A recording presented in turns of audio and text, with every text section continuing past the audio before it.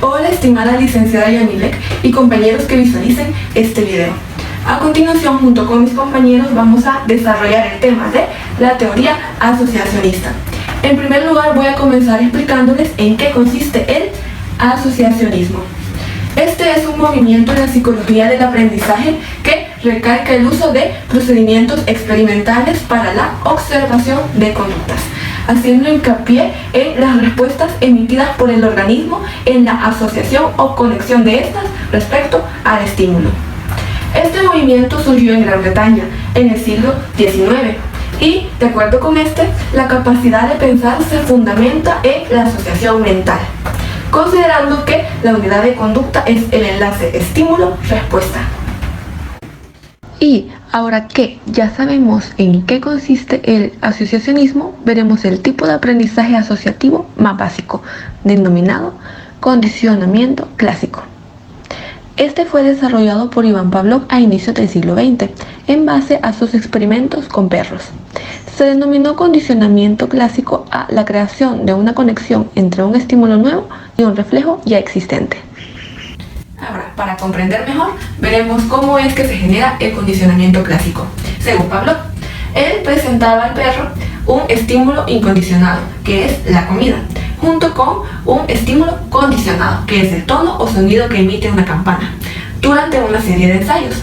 Luego, cada vez que Pavlov le presentaba al perro la comida, se genera una respuesta incondicionada, que es la salivación en el perro. Luego, con el paso del tiempo y la presentación conjunta de la campana y la comida, se va a generar una respuesta condicionada. Y este aprendizaje asociativo o condicionamiento clásico se va a dar cuando se le presenta al perro el estímulo condicionado, o sea, la campana, sin el estímulo incondicionado, la comida, y que aún así el perro logre salivar. Le cedo la palabra a mi compañera Emma para que nos siga explicando más. La ley de contraste y semejanza datan del año 1910. Un dato importante que debemos saber es que para la teoría asociacionista, el conocimiento del ser humano al nacer es nulo. Gracias a la psiquis, mientras pasa el tiempo de vida, vamos adquiriendo y percibiendo cosas muy elementales, que van teniendo algún tipo de relación las unas con las otras. A continuación, veremos algunas leyes de asociación que nos ayudarán a comprender mejor la teoría asociacionista. Veamos sin más preámbulo.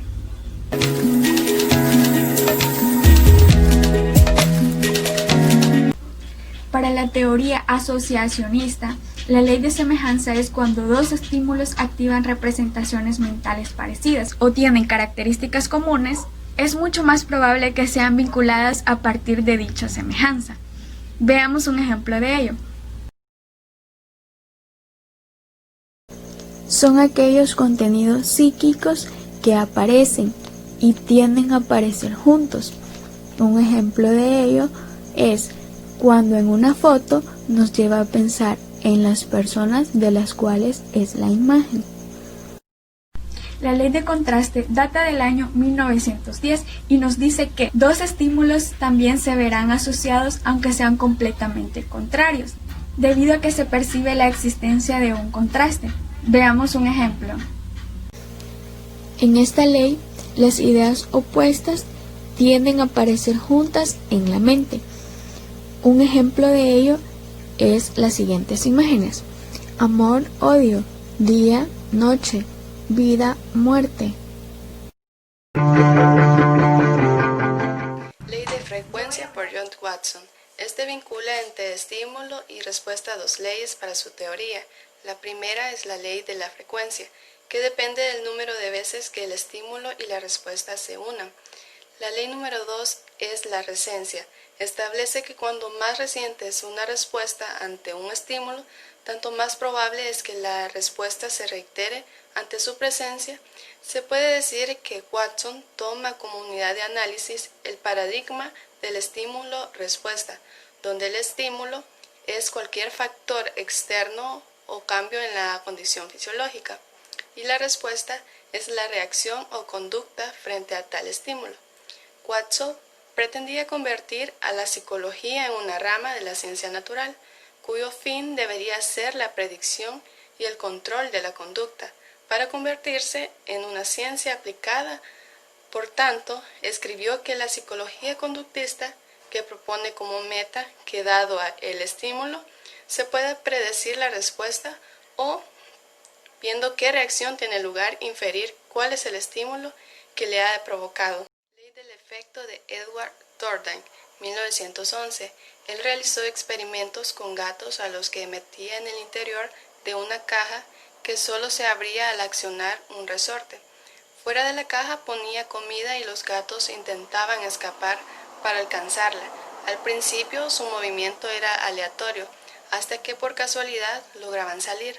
En los sucesivos intentos los gatos repetían acciones similares, pero cada vez encontraban más rápidamente la manera de conseguir su recompensa.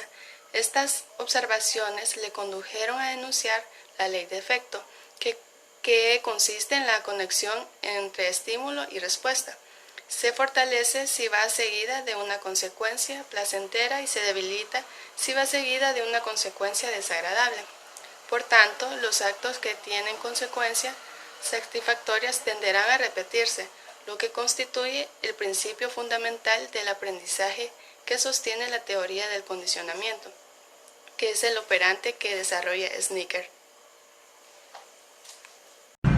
Yo voy a hablarles sobre el condicionamiento operante propuesto por Frederick Skinner y la ley de continuidad propuesta por Edwin Wright, 1920. Frederick Skinner desarrolla el condicionamiento operante como un modo en el cual los seres humanos y los animales moldean su comportamiento. Es una forma de aprender a través de recompensas y castigos. Este tipo de condicionamiento sostiene que una determinada conducta o consecuencia, ya sea una recompensa o un castigo, tienen una conexión que nos lleva al aprendizaje. Según Skinner, existen 4 formas de moldear el comportamiento, las cuales son las siguientes.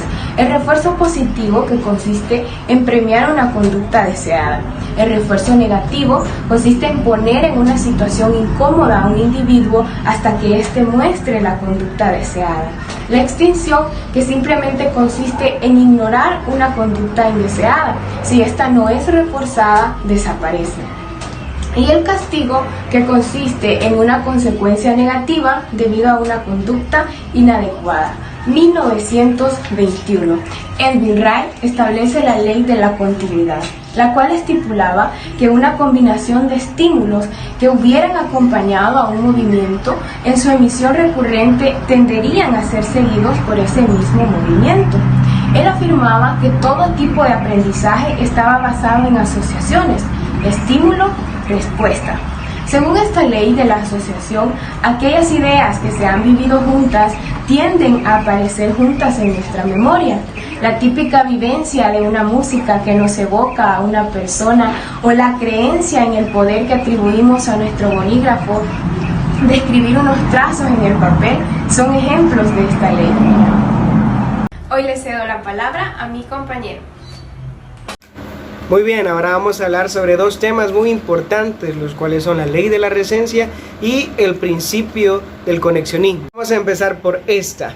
A principios del siglo XX, los psicólogos norteamericanos decidieron oponerse a la psicología tradicional alemana, la cual se centraba en estudiar cómo piensan y cómo sienten los seres humanos. En cambio, construyeron un nuevo abordaje psicológico llamado el conductismo, el cual se centraba en estudiar la conducta del ser humano a través de la observación y la medición en un laboratorio, siendo John Watson su máximo representante. Bien, sabiendo esto, cuando estamos expuestos a cierta cantidad de información, nuestra capacidad de atención y recuerdo es elevada, a la mitad recae y vuelve a crecer al final.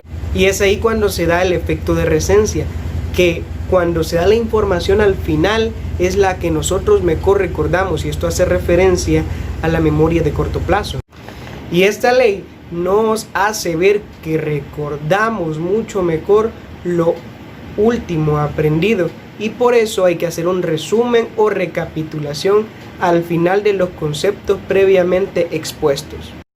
Y ahora vamos con el conexionismo. Dominó Estados Unidos en la primera mitad del siglo XX.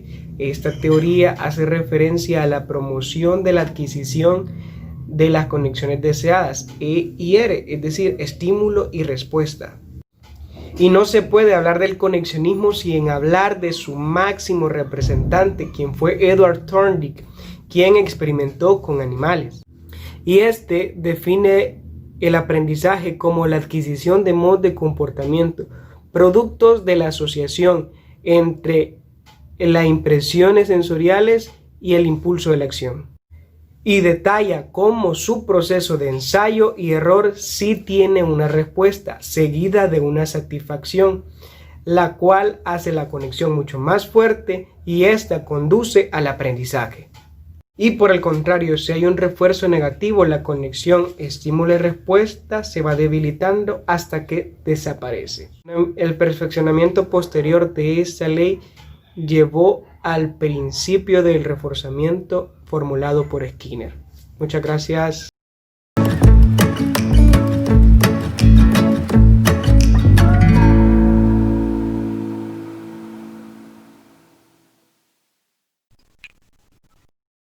Andrea, ¿sabías que como seres humanos hacemos asociaciones desde el momento que nacemos? Por eso somos racionales, pensantes y llenos de experiencia. Además, la capacidad de asociación es básica a la hora de realizar un aprendizaje, ya que podemos reaccionar a determinados estímulos, debido a que somos capaces de vincular acontecimientos.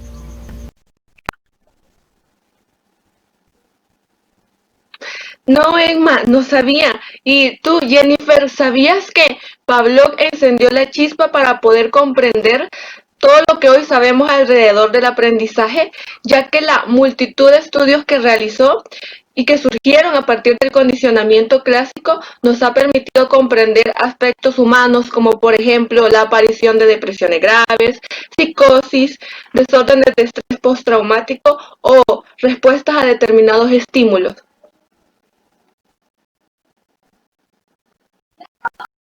No, no lo sabía, pero tú, Vane, ¿sabías que uno de los primeros colaboradores del campo fue Edward Thorndike con la ley del efecto publicado en 1905, cuya influencia fue muy importante en las teorías del condicionamiento sobre la ley que se basan los psicólogos conductistas? Qué interesante, Jennifer.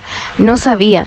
¿Y tú, Goches, sabías que Frederick Skinner, fundador del condicionamiento operante, desarrolló un conjunto de técnicas, las cuales servirán para hacerse cargo de entrenar a ratas de laboratorio, a campesinos y obreros? Vaya, señorita, yo no sabía ninguno de esos datos. Pero ustedes sabían que el principio de recencia dicta que las cosas más recientemente aprendidas son mucho más memorables. Por el contrario, entre mayor sea el tiempo en que el estudiante esté alejado, ya sea de un nuevo concepto o aprendizaje, será mucho más difícil recordarlo. ¡Qué interesante, Nelson! ¿Pero sabías que la clase también quiere participar? Este es el momento de participar con la dinámica Hoy aprendí que, y les voy a dar un ejemplo. Hoy aprendí que hacemos asociaciones desde que nacemos, que Pavlov fue precursor sobre el aprendizaje debido a sus múltiples investigaciones, y Edward Thorndike también fue pionero por la ley del efecto, la cual fue publicada en 1905. Y es un momento de participar con la dinámica Hoy aprendí que. Veamos.